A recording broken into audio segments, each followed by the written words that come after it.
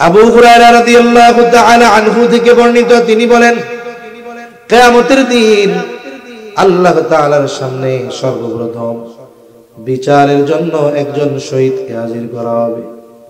রক্তাক্ত অবস্থায় আল্লাহর সামনে হাজির। আল্লাহ তাআলা জিজ্ঞাসা করবে, তোমার এই অবস্থা কেন? লোকটা বলবে, আল্লাহ, কাফেরদের বিরুদ্ধে যুদ্ধ করে আমি আমার জীবন দিয়ে দিয়েছি। আল্লাহ তাআলা বলবে, বান্দা, তুমি কেন জিহাদ করেছো, যুদ্ধ করেছো, উদ্দেশ্য কি ছিল? লোকটা বলবে, আল্লাহ, আমি জিহাদ করেছি আপনার সন্তুষ্টির জন্য। আল্লাহ তাআলা আমার আপনার মনের খবর জানে। আল্লাহ তাআলা বলবে, না বান্দা, তুমি মিথ্যা বলতেছো। তুমি যুদ্ধ করেছো যাতে করে দুনিয়ার মানুষ তোমার বীরত্বের প্রশংসা করে, তোমাকে বীর বলে, বাহাদুর বলে। যে উদ্দেশ্যে তুমি যুদ্ধ করেছো, দুনিয়ায় তুমি তা পেয়ে গেছো।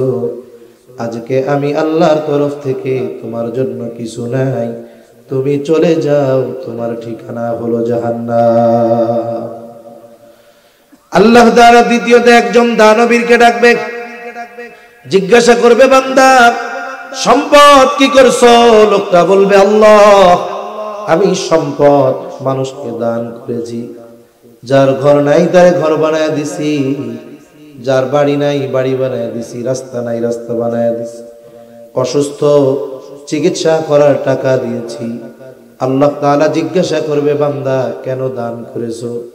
লোকটা বলবে, আল্লাহ, আপনার সন্তুষ্টির জন্য দান করেছি। আল্লাহ তাআলা বলবে, বান্দা, আমি তোমার অন্তরের খবর জানি। তুমি দান করেছো যাতে করে দুনিয়ার মানুষ তোমার দানের প্রশংসা করে, বীর বলে, বাহাদুর বলে। যে উদ্দেশ্যে দান করেছো, দুনিয়ায় তুমি তা পেয়ে গেছো। আজকে আমি আল্লাহর তরফ থেকে তোমার জন্য কিছু নাই, তুমি চলে যাও, তোমার ঠিকানা হলো জাহান্নাম। কত মানুষ আছে নামের জন্য দান করে, কি করে না, আর দান করে ফেরত নিয়ে যায়। 1 লাখ মেম্বার ইলেকশন করবে এক জায়গায়, সে চিন্তা করছে মানুষ, দিন ধর্ম এটা হলো মানুষের একটা দুর্বল জায়গা। এজন্য দেখেন না, নির্বাচন যখন আসে, নাস্তিক যে গোটা ক্ষমতাকালীন সময় ইসলামের বিরুদ্ধে কইছে, কিন্তু নির্বাচন যখন কাছে আসে, টুপি একটা মাথায় দিয়া মসজিদে মসজিদে ঘুরে, করে কি করে না? তার মানে বুঝে। আমাকে হুজুরকে কয় ধর্ম ব্যবসায়ী। আরে আমরা তো এই ব্যবসা সারা জীবনই করতেছি, কিন্তু যেই বাটপার গুলো রাজনৈতিক স্বার্থ হাসিলের জন্য ধর্মকে ব্যবহার করে, বলে এইগুলাই হলো বাটপার আর ধর্ম ব্যবসায়ী, ঠিক কিনা বলে? এগুলো আসল ধর্ম ব্যবসায়ী। ওরা সারা বছর ধর্মের বিরোধিতা কইরা নির্বাচনের সময় ধার্মিক শাস্তি আসে। এখন এক লোক চিন্তা করছে, মসজিদে মুসল্লি এরিয়া যা, মসজিদে ফ্যান দান করছে। চিন্তা করছে, ফ্যান যেহেতু দিছি, 5 ওয়াক্ত যখন মসজিদে আইবো, ফ্যান চালালেই মনে পড়বো আমাকে তো দিছে, ভোটটা ওরেই দেই। কিন্তু মানুষ তো চালাক, তুমি যা দাও দাও, তুমি যদি লোক ভালো না হও, তোমারে ভোট দিবে নাকি? এখন ওরে ভোট দেয় নাই, মেম্বারও হয় নাই। আস্তে করে মসজিদ থেকে এসে ফ্যানগুলো খুলে নিয়ে গেছে। এরকম মানুষই দুনিয়ার মধ্যে আছে। আল্লাহ তাআলা তৃতীয়তে একজন কারি সাহেবকে ডাকবেন, জিজ্ঞাসা করবেন, কেন কোরআন শিখেছো, কেন ইলম অর্জন করেছো? লোকটা বলবে, আল্লাহ, আমি কোরআন শিখেছি শুধু আপনার সন্তুষ্টির জন্য। আল্লাহ তাআলা বলবে, তুমি মিথ্যা বলতেছো। তুমি কোরআন শিখেছো, ইলম অর্জন করেছো যাতে করে মানুষ তোমার ইলমের প্রশংসা করে, তোমাকে কারি বলে, হাফেজ বলে, মুফতি বলে, মুহাদ্দিস বলে, শেখুল হাদিস বলে, বড় ওয়াইজ বলে, বক্তা বলে। বান্দা, যে উদ্দেশ্যে ইলম অর্জন করছো, দুনিয়ায় পেয়ে গেছো। আজকে আমি আল্লাহর তরফ থেকে কিছু নাই, তুমি চলে যাও, তোমার ঠিকানা হলো জাহান্নাম। এত বড় বড় কাজ করার পরেও দেখেন ঠিকানা কোন জায়গায় হইছে? জাহান্নাম। কেন হইল? একটা উদাহরণ দিই, খেয়াল দিয়ে শুনি। মনে করেন এক লোক ফাইজলামি কইরা 1000 টাকার একটা বান্ডিলের মধ্যে 30টা জাল টাকার নোট ঢুকাইছে। ও হলো জাল টাকার কারবারি করে। চিন্তা করছে কোনো মতে ব্যাংকে দিয়া যদি চালায় দিতে পারি, কাম তো হয়ে গেল। এখন ও এই জাল টাকার বান্ডিল ব্যাংকের ক্যাশিয়ারের কাছে দিচ্ছে। ক্যাশিয়ারের পাশে টাকা গণনার একটা মেশিন আছে না? এই মেশিনটা কিন্তু শুধু টাকা গণে না, জাল টাকা হইলেও ধরে ফেলে, যেটা জাল। এবার গোনা শুরু করছে মেশিন, একটু পর মেশিন কয় টট টট, কিরে মানে জালটি, হ্যাঁ একটু পর আবার কয় টট টট, এরকম করতে করতে 8-10টা হয়েছে।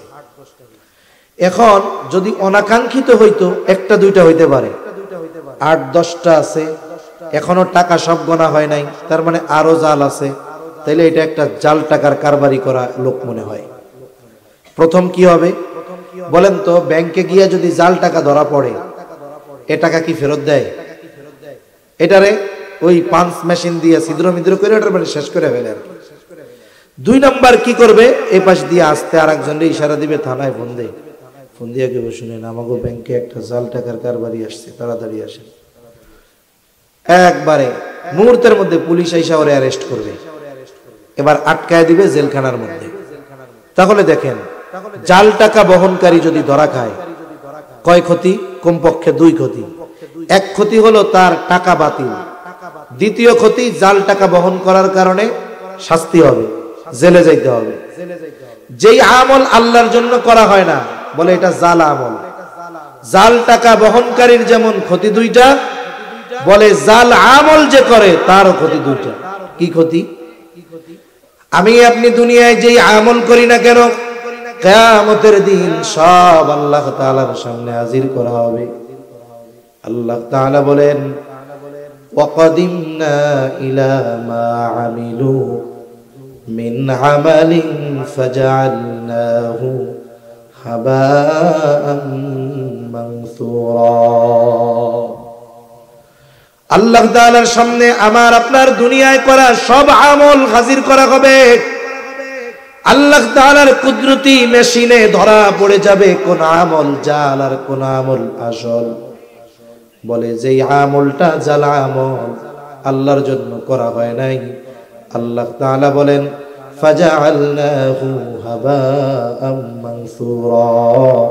আল্লাহ তাআলা জানায় দেন ওই আমলগুলোকে আল্লাহ তাআলা আল হাবাউল মানসুরে পরিণত করবে, তার মানে একেবারে ধুলার মতো নিশ্চিহ্ন আল্লাহ করে দিবে।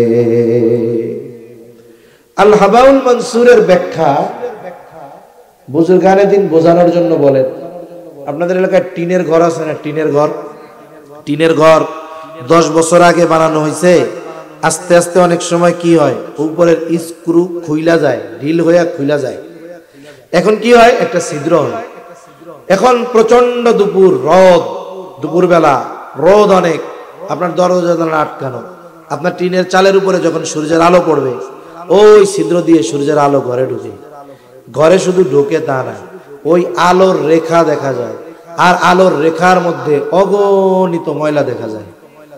এই জায়গায় যদি হাই পাওয়ারের একটা টর্চ লাইট মারা হয়, ওই আলোর দাগের মধ্যে দেখবেন অনেক ময়লা, কিন্তু এখন আমরা কিছুই দেখতেছি না বিদায় এটারে কিছু মনেও করতেছি না। তা আল্লাহ তাআলা ওই আমলগুলো এমন ভাবে ধ্বংস করবেন যে ওরা কিছুই করে নাই, নিশ্চিহ্ন করে দিবেন আল্লাহ তাআলা। তাহলে প্রথমে কি হয়, বলে জাল টাকা বহনকারীর টাকাকে ধ্বংস করে দেওয়া হয়। এরপরে কি হয়, তারে শাস্তি দেওয়া হয়। প্রথমে হবে আমল বাতিল। শাস্তি কেন দেওয়া হবে? বলে ইবাদতের একমাত্র হকদার ছিলেন আল্লাহ, আল্লাহর হক নষ্ট করা হলো। শুধু তাই না, কোন ইবাদত যখন মানুষকে দেখানোর জন্য করা হয়, ওইটাও শিরকের একটা প্রকার। বলে এই অপরাধে তার শাস্তি হবে জাহান্নাম।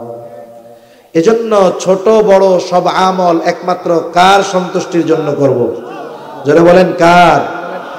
মানুষকে দেখানোর জন্য করলে ক্ষতি, আর আল্লাহকে যদি দেখানোর জন্য করা যায়, তাইলে এই আমল আমাকে আপনাকে পরকালে উপকৃত করবে ইনশাআল্লাহ। এজন্য ইবাদত কবুলের এক নাম্বার শর্ত হলো ইবাদতটা একমাত্র আল্লাহ তাআলার জন্যই করতে হবে। 2 নাম্বার বলে ইবাদত রাসূলের তরিকায় করতে হবে, কারণ এই পৃথিবীতে এমন কোন ইবাদত নাই যে ইবাদতের পদ্ধতি নবীজি দেখায়া যান নাই। কোন ইবাদত আছে যে নবী সেই ইবাদতের পদ্ধতি বলেন নাই? আছে এরকম কোন ইবাদত? আরে ভাই, দুনিয়ার কাজগুলাও যদি নবীর তরিকায় করা হয় ওটা ইবাদত বলে গণ্য হয়। যেমন এখনকার মানুষ কিন্তু অনেক স্মার্ট। এখনকার মানুষ কি স্মার্ট? এখন এই স্মার্ট মানুষ কি করে? বলে ঘর যেমন তেমন হোক, বাথরুমটারে ভালো বানায়। ঘরের টাইলস 65 টাকা স্কয়ার ফিট, বাথরুমে লাগাইছে 200 টাকা স্কয়ার ফিট। কত আধুনিক প্রযুক্তির বাথরুম বানায়। এক রুমে যেই খরচ, কয় বাথরুম বানাইতে তার চেয়ে বেশি খরচ। এখন এই যে বাথরুম বানাইলো, যতই খরচ করুক, ওইখানে গিয়া বিনা কারণে 2-4-10 মিনিট রেস্ট নেয় নাকি কেউ? যে না, আমি 10 লাখ টাকা দিয়ে বাথরুম বানাইলাম, 40,000 টাকার কমোড লাগাইছি, 15,000 টাকার বেসিং, একটু যাই মাঝে মধ্যে ওইখানে একটু যাই বসে বসে থাকবো, এমনি কেউ থাকে? আচ্ছা, মনে করেন সে বাথরুম বানাইছে, এই বাথরুমে সে কোনোদিন বাথরুমই করে নাই, এতে তার গুনাহ হবে? যদি 2-4-10 বার ডেলি করে, এতে সওয়াব হবে নাকি? তার মানে বোঝা গেল এই কাজটা করলেও সওয়াব নাই, না করলে গুনাহ নাই। কিন্তু যদি এই নিয়তে করে, মনে করেন ফজরের আজান হয়েছে, আজানের আধা ঘন্টা বা 40 মিনিট পরে নামাজ, আল্লাহর বান্দা মুসল্লি আজান দিলে আগে আগে মসজিদে চলে আসে। ফজরের আজান দিল, ঘুম ভেঙে গেছে, চিন্তা করতেছে সবার আগে মসজিদে যাইতে হবে। আবার দেখে একটু জরুরত চাপ দিছে, বাথরুম ভাব। এখন চিন্তা করে, আমি যদি এখন ওযু করে মসজিদে চলে যাই, আরো আধা ঘন্টা পরে নামাজ। ইমাম সাহেব ফজরের নামাজে কেরাত লম্বা করে, আমি আল্লাহ চাইলে প্রথম কাতারে নামাজ পড়ব। এখন এই নামাজের মধ্যে যদি জরুরতে চাপ দেয়, তাহলে আমার নামাজের একাগ্রতা নষ্ট হবে, কষ্ট হবে। তাইলে এক কাজ করি, আধা ঘন্টা সময় যেহেতু আছে, আমি জরুরতটা সাইরা এরপরেই মসজিদে যাই, যেন একাগ্রতার সাথে নামাজ আদায় করতে পারি। একটু খেয়াল করেন, সে তার এই জরুরত সারাটাকে প্রাকৃতিক ডাকের সাড়া এটা মনে করে নাই, বরং সে মনে করেছে জরুরত সারলে আমার ইবাদতটা করতে সুবিধা হবে, সুন্দর হবে। এই নিয়ত করে এইবার সে বাথরুম করার জন্য রওনা হলো। বলে মাথাটারে গামছা দিয়া হোক, টুপি দিয়া হোক ঢাইকা নিল, কারণ নবীজি বাথরুমে যাওয়ার সময় মাথা ঢাকতে বলেছেন 1500 বছর আগে। আর এখনকার চিকিৎসা বিজ্ঞান বলে বাথরুমে যাওয়ার সময় মাথা ঢেকে যাওয়া উচিত। কেন? বলে বাথরুমের মধ্যে অগণিত ব্যাকটেরিয়া থাকে, ওই ব্যাকটেরিয়াগুলো মাথার চামড়া এবং চুল এটা বড় সংবেদনশীল। ওই ব্যাকটেরিয়ার সাথে তার একটা আকর্ষণ আছে।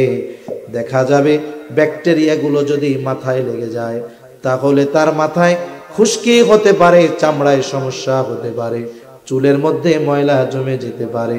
এই জন্য দেখবেন মানুষের দাড়িতে কোনোদিন খুশকি হয় না, বরং শীতের সময়ও দেখা যায় 2-3 দিন যদি বাইরে চলে, সাবান শ্যাম্পু না করে, মাথার মধ্যে ময়লার কোনো অভাব হয় না। মাথার চামড়া সংবেদনশীল, এজন্য কি হয়? বলে ব্যাকটেরিয়া আক্রমণ করে তার মাথায় সমস্যা সৃষ্টি করতে পারে। এজন্য বিজ্ঞান বলে মাথা ঢেকে বাথরুমে যাওয়া ভালো।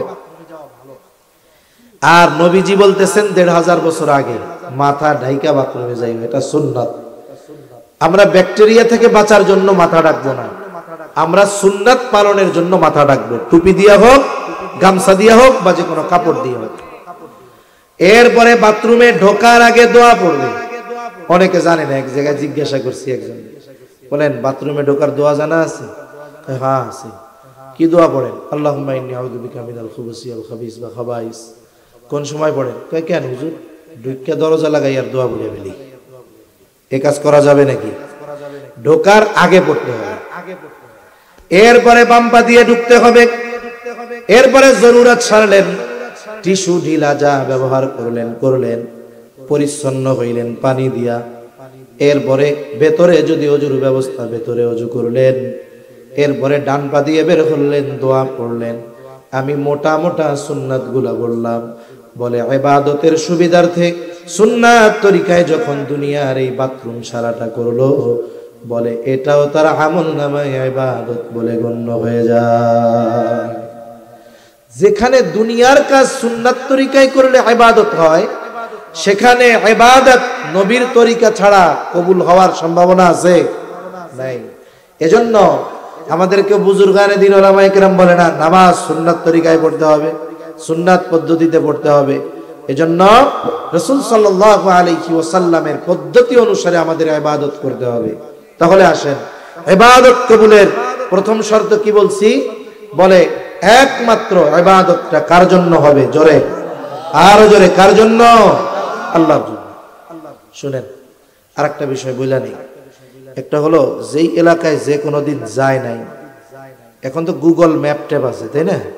জানা যায় যে আমি এই পর্যন্ত যাব।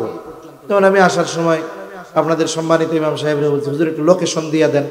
আমরা তো ডিজিটাল স্মার্ট, আমরা কি স্মার্ট, ডিজিটাল তো পার হয়ে গেছি, আমরা স্মার্ট। কইছি লোকেশন দেন, উনি লোকেশন দিছে, এই মোবাইলে চাপ দিছি, একেবারে জায়গা মতন আমার ম্যাপ নিয়ে আসছে। কিন্তু স্বাভাবিক সময় যদি জানা না থাকে, ম্যাপ না থাকে, কোন জায়গায় যাওয়ার সময় অনির্দিষ্ট গন্তব্য, অজানা গন্তব্য, রাস্তা কাছে হইলেও যাওয়ার সময় দূরে মনে হয়, কিন্তু ফেরার সময় মনে হয় ও আল্লাহ, এ তো অল্প একটু রাস্তা, ঠিক না মুরব্বী? ফেরার সময় কাছে মনে হয়। এখন ওনারা চিন্তা করতেছে, হুজুর শুরুতে অসুস্থ কইয়া মাপ চাইয়া নিল, এই অসুস্থ হুজুর 1 ঘন্টা পার করে দিছে, আর উনি যদি সুস্থ হইতো কামটা কি হইতো আল্লাহ জানে। শুনেন, তাহলে আমরা একটা সময় নির্ধারণ করি যে এই সময়ের মধ্যে আমরা শেষ করে দিব। তাহলে কি হবে? আমাদের মেন্টালিটি একটা প্রস্তুতি থাকবে, বিরক্তি ভাব আসবে না। আমিও একটা প্রস্তুতি নিয়ে বসতে পারবো যে আর 20 মিনিট, 25 মিনিট বা 20 মিনিট, এরকম একটা প্রস্তুতি থাকবে। আবার দেখেন, রাত বেশি হলে বেনামাজিদের কোনো সমস্যা নাই, নামাজিদের সমস্যা বেশি হয়। এজন্য আমার ঘড়ির সময় হলো এখন 11:07 বাজে, 11:07। ইনশাআল্লাহ আমি 11:30টার মধ্যে আলোচনা শেষ করব। এর আগে চেষ্টা করব সর্বোচ্চ 11:30টা ইনশাআল্লাহ। এখন একটা মাইন্ড সেটআপ নিয়ে বসা যাবে আশা করি ইনশাআল্লাহ। তাহলে 1 নাম্বার ইবাদত কার জন্য করব? আল্লাহর জন্য। 2 নাম্বার কার তরিকায় করব? নবীর তরিকায়। 3 নাম্বার, আপনি যেই আমল করবেন সেই আমলের মাসলা মাসাইল জানতে হবে। এই জানা যে দরকার, এজন্যই নবীজি বলছেন কি, তালাবুল ইলমি ফারিদাতুন আলা কুল্লি মুসলিম। দ্বীনি ইলম শিক্ষা করা প্রত্যেক মুসলমান নর নারীর উপরে ফরজ। কতটুকু ফরজ? কেউ কেউ বলেন যতটুকুর দ্বারা নিজে পরিপূর্ণ দ্বীনের উপরে চলতে পারবে ততটুকু শেখা ফরজ। আবার কেউ কেউ বলেন না, আল্লাহ তাআলা কোরআনুল কারীমের মধ্যে বলেছেন, ইয়া আইয়ুহাল্লাযীনা আমানু কু আনফুসাকুম ওয়া আহলিকুম নারা। আল্লাহ তাআলা বলেন, হে ঈমানদারেরা, তুমি নিজে জাহান্নামের আগুন থেকে বাঁচো, অধীনস্থদেরকে জাহান্নামের আগুন থেকে বাঁচাও। নিজে কেমনে বাঁচবা? বলে আল্লাহ তাআলার হুকুম আহকাম মানার মাধ্যমে। অধীনস্থদেরকে কেমনে বাঁচাইবা? বলে কেউ কাউকে জাহান্নাম থেকে বাঁচাইতে পারে না, তবে তুমি বাঁচানোর চেষ্টা করবা কেমনে? বলে নিজে দ্বীনের উপরে চলার মাধ্যমে, অধীনস্থদেরকে দ্বীনের উপরে চালানোর মাধ্যমে। আপনি আমি যদি দ্বীনের উপরে চলতে জ্ঞানের দরকার হয়, চালাইতে জ্ঞানের দরকার আছে না নাই? বলে একটা মানুষের উপরে কতটুকু দ্বীন শেখা ফরজ? বলে নিজে দ্বীনের উপরে চলতে, অধীনস্থদেরকে চালাতে যতটুকু ইলমে দ্বীন দরকার ততটুকু ইলমে দ্বীন শেখা সকল মুসলমান নরনারীর জন্য ফরজ। এখন মুরব্বীরা বলবে, আমি কোথা থেকে শিখবো? কিছু যারা ছোট এরা তো মাদ্রাসায় শিখলো, আগে হক্কানি পীর মাশায়েখের কাছে গিয়া দ্বীন শেখা যাইতো। বলে অবস্থা এমন, এখন তো একজন পীরের দেখা যাবে এত মুরিদ, একবার মুরিদ হইছে, দ্বিতীয়বার আর তার সাথে মুসাফা করার সুযোগ হয় নাই। ওযু গোসলের মাসালা শেখা তো বহুদূর। বলে হ্যাঁ, যারা মুরব্বী তাদের জন্য আছে, কি আছে? বলে চলতি ফিরতি মাদ্রাসা, তার নাম হলো দাওয়াত ও তাবলীগ। এখন আবার কেমন হুজুর দাওয়াত ও তাবলীগ নিয়ে ঝামেলা? কিসের ঝামেলা? আপনি ওলামায়ে কেরামের সাথে যাবেন, অন্য দিক দিয়ে জাহান্নামে চলে যাবেন। আলেমদের সাথে কেন যাবেন?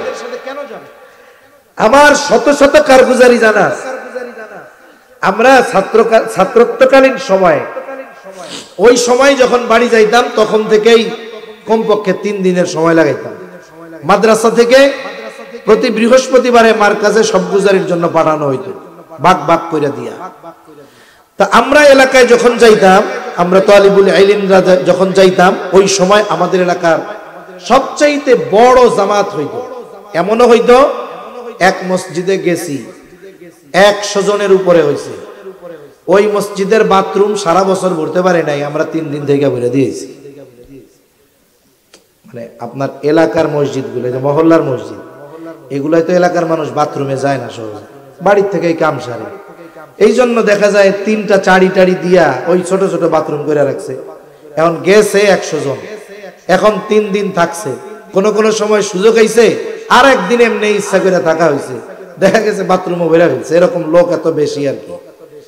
এখন দেখেন, আমি আমার সাথে একটা এক্সপিরিয়েন্স ঘটনা আপনাদের সাথে শেয়ার করি।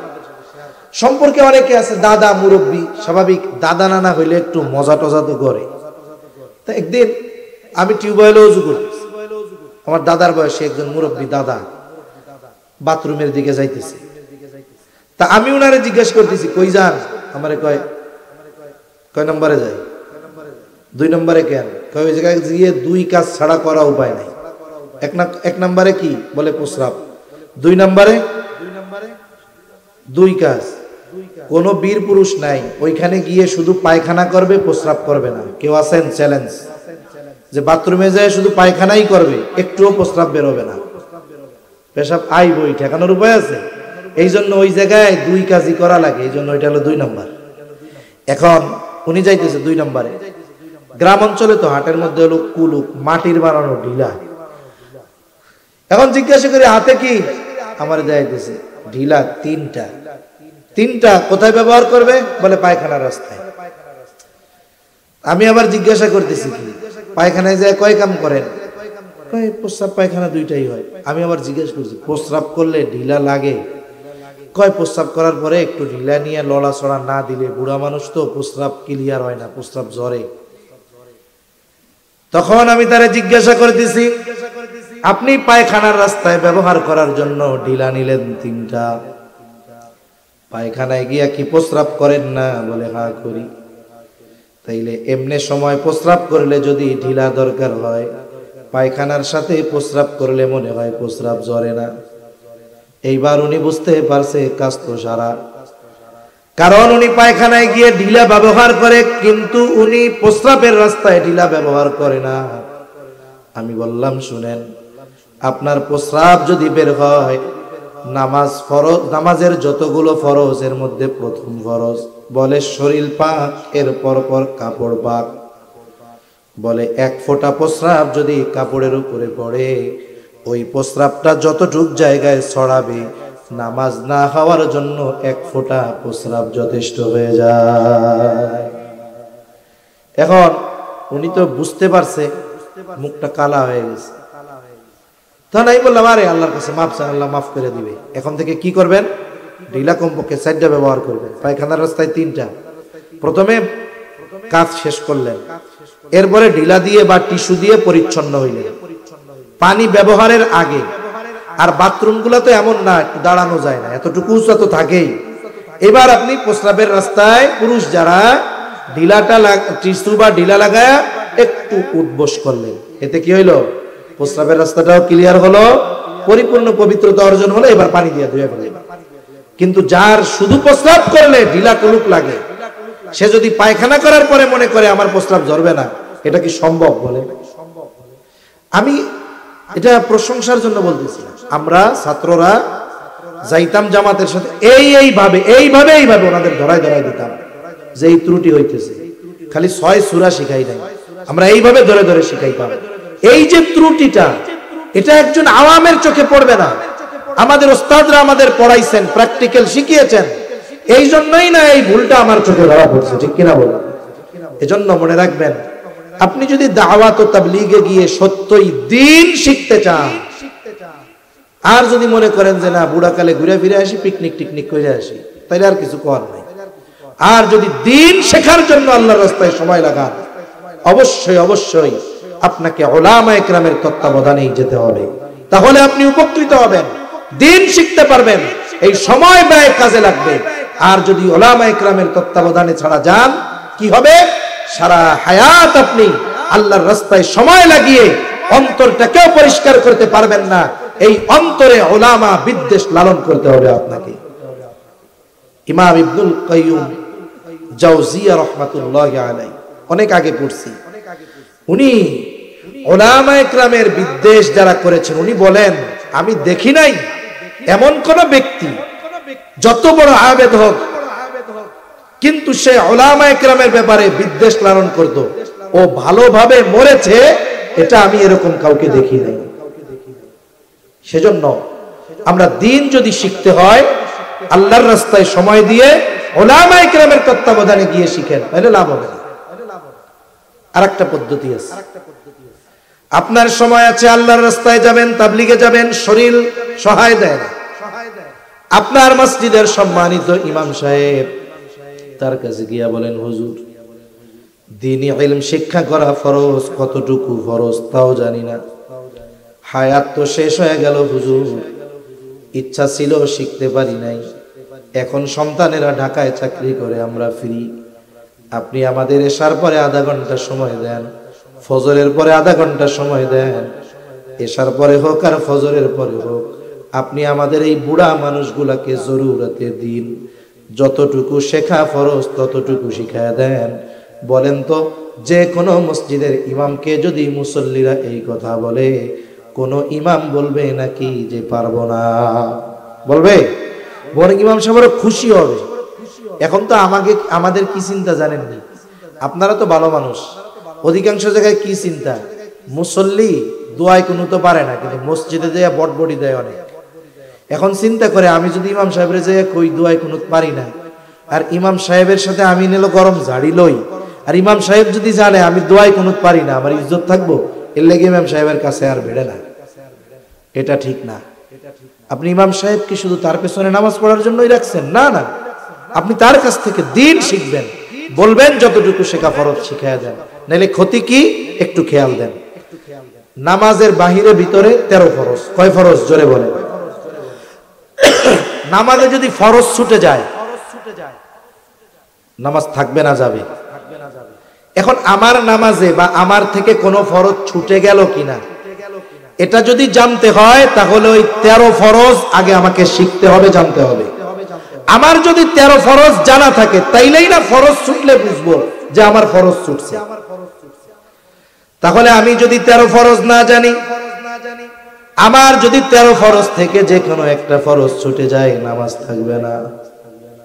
দেখা যাবে অনেক মানুষ আছে নামাজ পড়ে, হয়তো তার নামাজের মধ্যে ফরজ ছুটে যায়, সে জানেই না, সে মনে করে আমি নামাজি, কিন্তু ফরজ ছুটে যাওয়ার কারণে তার এক ওয়াক্ত নামাজও কবুল হয় না। নামাজের ওয়াজিব 14টা, আমাকে জানতে হবে। কেন? বলে ওয়াজিব ছুটে গেলে সাজদা দিতে হবে, নাইলে নামাজ হবে না।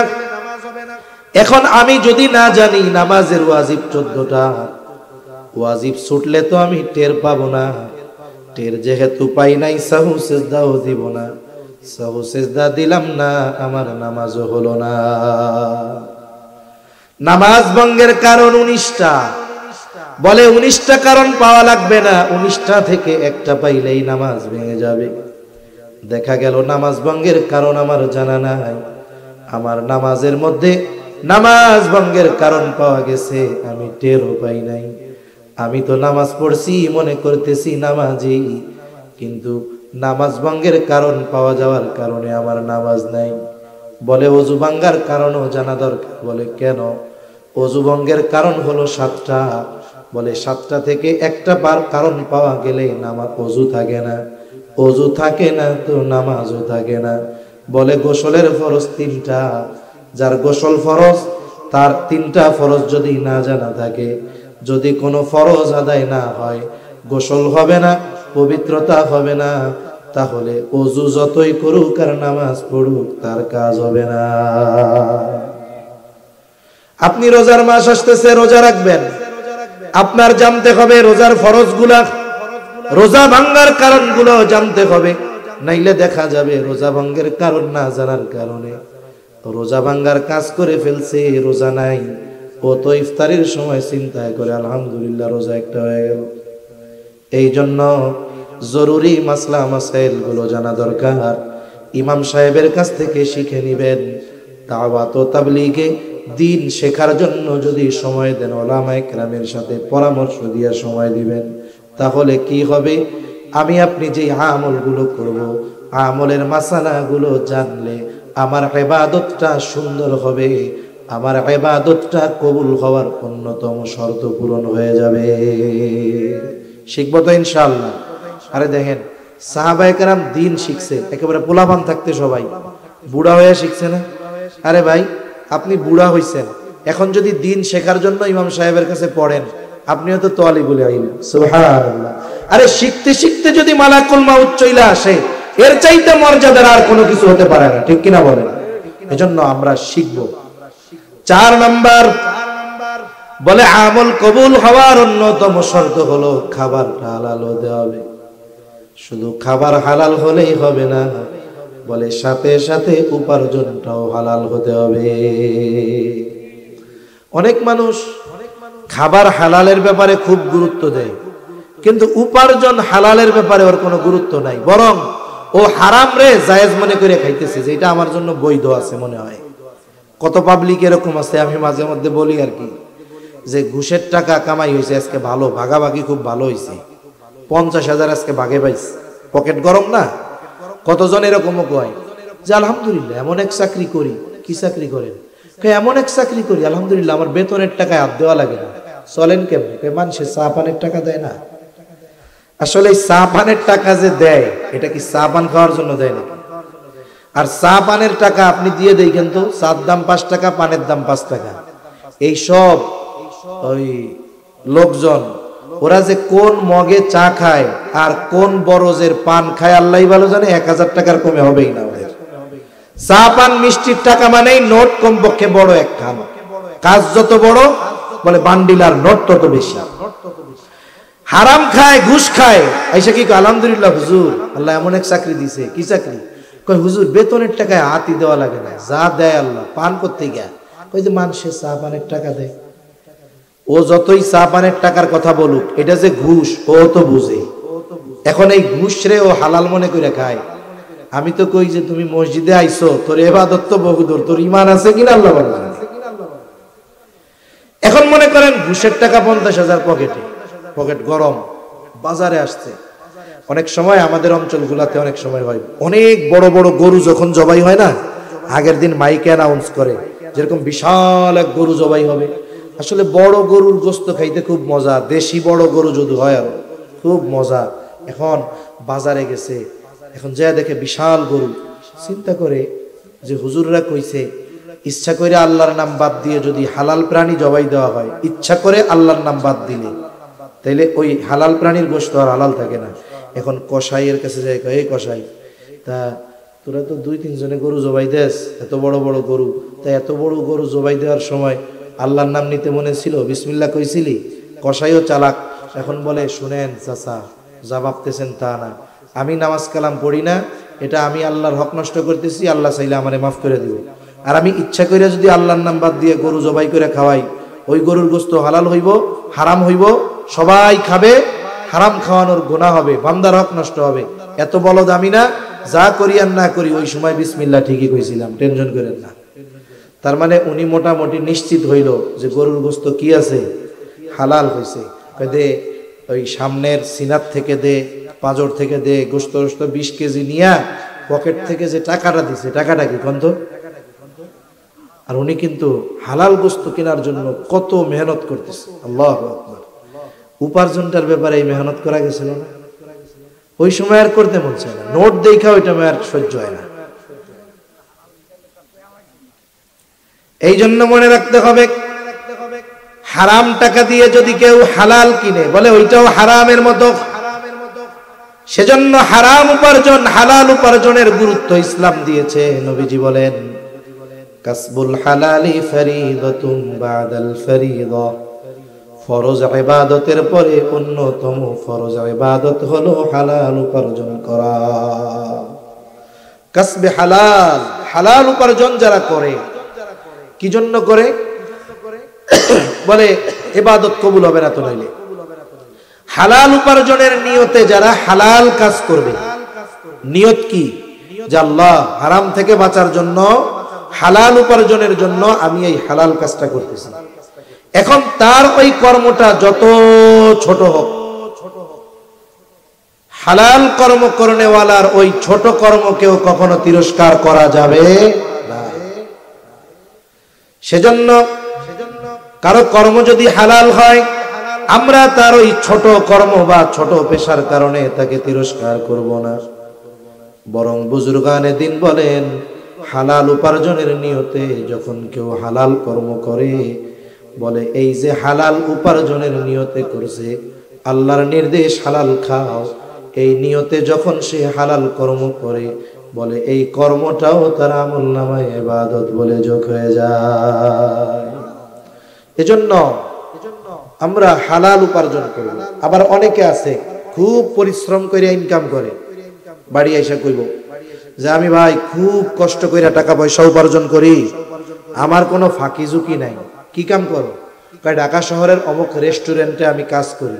কয় তোমার কামটা কি? কয় আমার কোনো কাজ নাই তেমন, ডিউটি 12 ঘন্টা। কাজ কি? কয় ক্লায়েন্ট আসলে, মানে কাস্টমার আসলে আমি তাদেরকে মদ নিয়ে দিই। কথা বুঝেন নাই?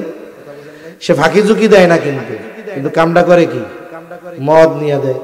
ও মনে করে আমি তো খাই না, আমি তো বেশিও না, আমি তো কাজ করি, কর্মচারী, নিয়ে দেই।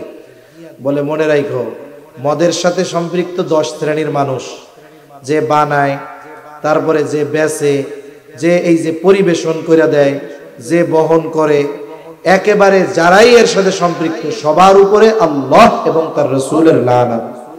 এজন্য আমাকে এটাও দেখতে হবে যে আমি উপার্জন পরিশ্রম করে করতেছি, কিন্তু আমার উপার্জনের যে সোর্স এটা বৈধ কিনা, এটাও আমাকে খেয়াল রাখতে হবে। এখন যদি আমরা যদি হারাম উপার্জনের সাথে জড়িয়ে যাই, হারাম খাই, অনেক বড় বড় ক্ষতি। 1 নাম্বার ক্ষতি, বলে যারা হারাম খায় তাদের দোয়া আল্লাহ কবুল করেন না। এক ব্যক্তি উস্কো খুস্কো চুলে খুব বিনয়ের সাথে বায়তুল্লাহ ধরে আল্লাহর কাছে দোয়া করে, তার দোয়ার অবস্থা এমন ছিল মানুষেরা ভাবতেছে এই ব্যক্তির দোয়া আল্লাহ ফিরাইয়া দিতে পারেন না। কিন্তু নবীজিকে আল্লাহ তাআলা এই ব্যক্তির বাস্তব অবস্থার কথা জানায় দেন। নবীজি বলেন ওই ব্যক্তির দোয়া আল্লাহ কেমনে কবুল করবে? যার গায়ের পোশাকটা হারাম টাকার আর যার দেহ হারাম খাবার দ্বারা গঠিত, তার দোয়া আল্লাহ তাআলা কেমনে কবুল করবে? দোয়া কবুলের যত সময় স্থান আছে, কোথাও তার দোয়া কবুল হবে না। 2 নাম্বার ক্ষতি, বলে তার ইবাদত কবুল হবে না। আল্লাহ তাআলা কোরআনুল কারীমের মধ্যে জানায় দেন, সব রাসূলগণকে একই নির্দেশ, ইয়া আইয়ুহার রাসূলু কুলু মিনাত তাইয়্যিবাতি ওয়া'মালু সালিহা। হে রাসূলগণ আপনারা পবিত্র খান, ওয়া'মালু সালিহা, আর আমলে সালেহ করেন। হায়রে, তার মানে যার খাবার পবিত্র না, হালাল না, তার আমলে সালেহ হয় না, তার আমলটা আল্লাহ তাআলার কাছে কবুল হয় না। 3 নাম্বার বড় ক্ষতি, নবীজি বলেন লা ইয়াদখুলুল জান্নাতা জাসাদুন গুযিয়া বিল হারাম। হারাম বক্ষণকারীর শরীর জান্নাতে প্রবেশ করবে না। দুনিয়ার একটু মজা নেওয়ার জন্য হারাম খেয়ে যদি দোয়া কবুল না হয়, হারাম উপার্জন হারাম খেয়ে যদি ইবাদত কবুল না হয়, হারাম খেয়ে হারাম উপার্জন করে যদি জাহান্নামের লাকড়ি হতে হয়, তাহলে তো সবই গেল। ঠিক কিনা বলেন? এজন্য দুনিয়ায় ডাল দিয়ে খাবো, মরিচ পেঁয়াজ দিয়ে খাবো, তবুও হারামের সাথে জড়াবো না। করেন ইনশাআল্লাহ। আল্লাহ তৌফিক দান করেন, সকলে বলি আমিন। তাহলে 4টা শর্ত নিয়ে আমরা আলোচনা করছি। কয়টা শর্ত? 1 নাম্বার ইবাদত কার জন্য, 2 নাম্বার কার তরিকায়, 3 নাম্বার ইবাদত যে করব মাসলা মাসাইল গুলো শিখবো, 4 নাম্বার হালাল উপার্জন করব, হালাল খাবো। বলেন ইনশাআল্লাহ। এখন ইমানদার নারী পুরুষ, ইমান ঠিক রেখে এই শর্তের আলোকে যদি কোনো আমল করে, অল্প হলেও কবুল করবে কে? আর ইমানদার নারী পুরুষ আমলে সালেহ যদি করে, কয় ধরনের পুরস্কার? দুই ধরনের। এক ধরনের হলো দুনিয়ায়, এক ধরনের কি? দুনিয়ায়। আমার ঘড়িতে 11:30 বাজে, 1-2 মিনিট সময় দেওয়া যাবে তো ইনশাআল্লাহ? দুনিয়ার পুরস্কার কি? আল্লাহ তাআলা বলেন, ফালানুহিয়ান্নাহু হায়াতান তাইয়্যিবা। আল্লাহ তাআলা বলেন, আমি অবশ্যই অবশ্যই তাকে হায়াতে তাইয়্যিবা দিব। অনেক সময় ইমাম সাহেব হুজুর দোয়া করেন, আল্লাহ বকরে হায়াতে তাইয়্যিবা দেন, দোয়া করে না? হায়াতে তাইয়্যিবার লম্বা ব্যাখ্যা শুধু শব্দগুলো বলে পুত পবিত্র এক জীবন, শান্তিময় এক জীবন, অমুখাপেক্ষী জীবন, বলে স্বল্পে তুষ্ট এক জীবন, ইবাদতের মজা, এই বিষয়গুলো তাকে দেওয়া হবে। বলেন এই দুনিয়ায় যদি কেউ শান্তির সাথে কাটাতে পারে, এই দুনিয়ায় মানুষের যদি প্রয়োজন পরিমাণ রিজিকের ব্যবস্থা হয়ে যায়, যতটুকু পায় ততটুকুতেই যদি খুশি হয়, আবার যদি ইবাদতের মজা পাওয়া যায়, বলেন তো দুনিয়ায় এর চাইতে উত্তম আর কিছু হতে পারে নাকি? হায়াতে তাইয়্যিবা, আয়াতের তাফসীরে আসছে ইবাদতে মজা দিবেন আল্লাহ। তা ইবাদতের মজা, এটা যে কেমন মজা, কারে জিজ্ঞাসা করবেন? জিজ্ঞাসা করবেন হলো এই মসজিদে ফজরের নামাজে বুড়া বুড়া মুসল্লি আছে না, যুবকরা তারে যায় জিজ্ঞাসা করবা যে চাচা রে, আপনি এই শীতের মধ্যে ঠান্ডা পানি দিয়া উজু কইরা মসজিদে আইসা ঠান্ডায় নামাজ পড়তেছেন, আর আমরা জুয়ান মানুষ লেপের তলের থেকে বাইরে হইতে মন চায় না, আপনি কি মজা পাইছেন? ওনারে জিজ্ঞাসা করবা। উনি মজা পাইছে বিদায়ী তো ঠান্ডাকে উপেক্ষা করে আরামের বিছানা ফেলে আল্লাহর কুদরতি কদমে সেজদা দিতে চলে আসে, ঠিক কিনা বলেন? এটা মজা না পাইলে সম্ভব হয় না।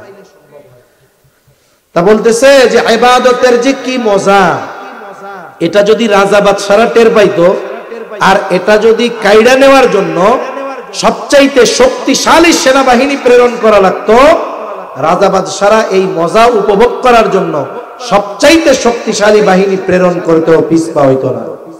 ইবাদতের মজা ওই মুরব্বিরে জিজ্ঞাসা করতে হবে, তাইলে জানা যাবে। তাহলে দুনিয়ায় আল্লাহ তাআলা হায়াতে তাইয়্যিবা দিবে, আখিরাতে কি দিবে? বলে ওয়ালা নাজজিয়ান্নাহুম আজরাহুম বিআহসানি মা কানু ইয়ামালুন। দুনিয়ায় যে আমল করি আমরা, এই আমল দিয়ে জান্নাত পাওয়া বহুদূর, ঘেরানো পাওয়া যাবে না, ঘ্রাণও কি পাওয়া যাবে না। কিন্তু আল্লাহ তাআলা বলেন, বান্দা, ইমানদার মুমিন নারী, তুমি আমলে সালেহ করছো, দুনিয়ায় তো হায়াতে তাইয়্যিবা দিমু, আখিরাতে কি দিমু? বলে তুমি যা আমল করছো তার তুলনায় বহুগুণ উত্তম প্রতিদান তথা জান্নাত আমি আল্লাহ তোমাকে দিয়ে দিব। সুবহানাল্লাহ। এজন্য সম্মানিত উপস্থিতি, আমরা, আমার মা বোনরাও যারা শুনতেছেন, আমরা যারা শুনতেছি, এ দুনিয়া ক্ষণস্থায়ী, এ দুনিয়া থেকে চলে যেতে হবে। আমি যদি দুনিয়ার সামান্য